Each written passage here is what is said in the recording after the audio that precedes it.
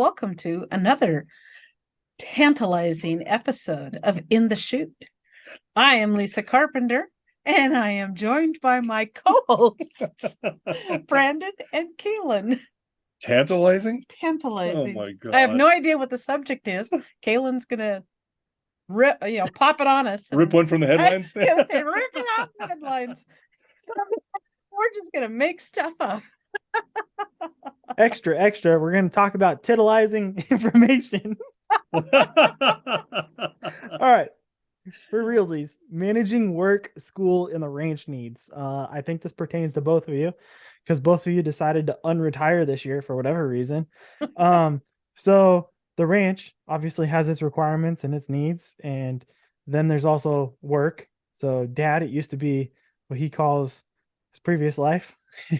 And then he was retired for 3-4 years, and now got himself elected to JP. So now he works at least 2 days a week. Every once in a while, there's an extra day here or there, or a small conference. And then mom unretired from school teaching literally 2 months after she retired, and so she's back to teaching part-time and still helping dad on the ranch. So I'd like to know, with you two, how is it managing work and school with the rancher's requirements? Still not enough time to do it. Not enough time in the day. Exactly. Right. Even though we're not working as much. Did you get to the point where Grandpa said once he retired that you're now looking back at yourself and going, how did I get this done with the amount? Yeah.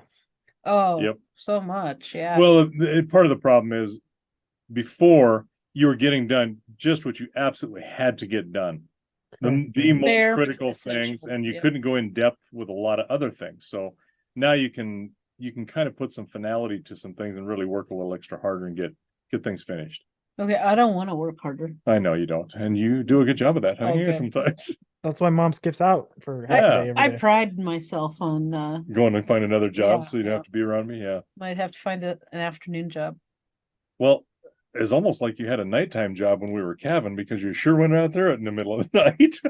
No. I was say, yeah, mom, I don't recall seeing you in the videos. A sleeping job. Yeah, she actually was up there pretty late. That's not true. I was gonna say she helped save the frozen trio. She did, and trying to get calves mothered up to surrogate cows, and yeah, she was out there some pretty late hours, pretty long hours. There were some nights that only a few that I went out for a late check, so dad could go to sleep earlier. Yeah. So or mom is in the background too.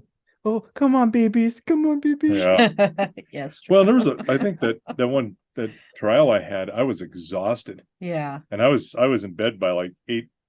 Yeah, about 7:30. Was it? Yeah. I was wiped out. So, mom checked cows at 10 o'clock, and then I think I went out later. Yeah. But anyway, so yeah, she pulls her weight, when she can. And then there's some things she just can't do that it takes me to do it.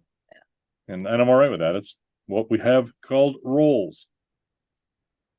I mean, I'm a weenie. There's certain things I'm just not going to do. The cold. I was actually, so I'll give mom credit. Up above the Arctic blast, you were out there with us. She was helping. Honestly, the biggest help you did was, first off, we came inside because our lungs were getting reverse seared with icicles. So we got our faces covered and our noses covered, so we weren't, honestly freezing our lungs. But then the other thing, actually, the most helpful thing was the fact that we were out there pushing the stuff out there on the calf sled, and then you're pulling bales down for us, so we didn't have to reach up. It was just right. It was a small gesture, but it was very helpful because I didn't have to deal with it, and I could just stack it, and we could keep going and get out of the cold as quickly as possible. So props to mom for keeping us up and at them so that we could get out. She does keep it rolling. There's no doubt there. But her schedule is nice and steady, actually. Yeah. So it's predictable, very predictable. Very predictable. So that way we can plan. Well, like this afternoon, we had a 20-minute job that we could do after lunch. It turned into 3 hours, and it's still not done. But sure, throw that in my face. But that is nice because then I know I've got. As soon as I'm home, we eat lunch. We can go get something done, and next we need to start checking fences on the lease and make sure everybody's going to be held in. And It's- that'll take a couple of afternoons. Yeah, we'll get that done in a few Yeah. days. It's not bad. The fence is way better than it used to be. Yeah. We've done a lot of work on that But fence. it's nice to be able to do a little bit at a time, and it's not just the bare essentials anymore. The coming out of summertime, what's the difference between school and summer? Because Dad's job is it's all year round. He's every Mhm. single week he's in court, but for you, you're kind of off for a little bit of time. So what's the difference between full time off in the summertime versus, I mean, part time work in the fall and spring? It's just a mindset. Yep, got to get going. Well, it's it's just a mindset. I It's think. just longer days that I get to work. Really Oh, what it goody. Except for when it gets hot. when it gets hot. And you know what? When it gets that hot, I'm not pushing hard anymore. It's not worth it. We used to because we had to. We had no time. We Yeah. had no other opportunity, and so we'd have to do fencing at 2-3 o'clock in the afternoon and 100 degrees. Yeah. Now we don't have to. I'm not going to. There's no sense that your mom doesn't do very well with thermal regulation. Heat is not And good for yeah, me. so it's like Neither does the why pug. make her sick? That's no. Neither it's does the not, pug. yeah, That's why. doesn't either. That's why we get along so well. But with that, and then my other job is not quite as predictable as one would think. It's a 24/7 job, so I could get called early in the morning, and that hasn't happened yet.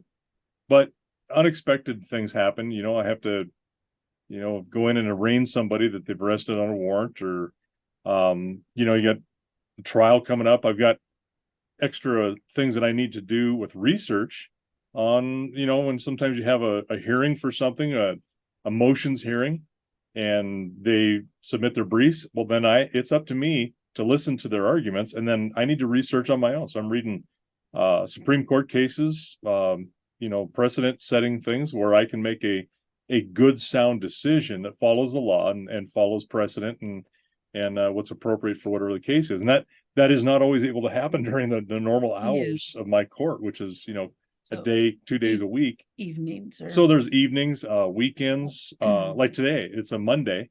And I was, I'm not scheduled to be in there, but I was in a judges conference all last week, so I didn't have court. So I really had to get some things tied up this morning, and I'll have court all day tomorrow.